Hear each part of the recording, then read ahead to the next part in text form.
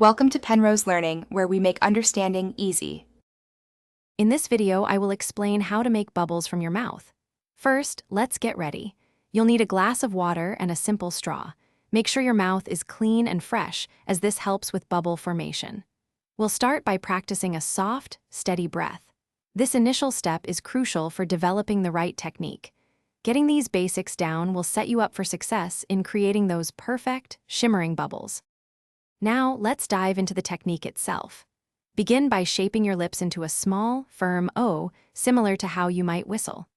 Position the straw gently just inside your lips, ensuring it's not too far in. The key here is a slow, consistent exhale.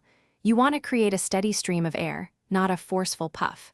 This controlled breath is what will allow the bubble to form and grow gracefully from your mouth. With your lips in the O shape and a gentle exhale ready, dip the very end of your straw into the water. Just a tiny bit below the surface is perfect. As you slowly exhale, you'll see the air begin to push against the water, forming a beautiful, round bubble. The trick is to keep your breath even and your lips steady. Don't rush it. Let the air naturally expand into a perfect sphere. It's quite satisfying to watch it grow.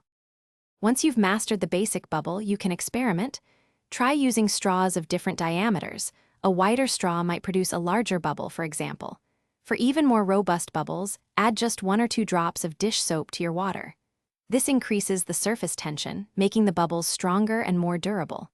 Remember, practice makes perfect.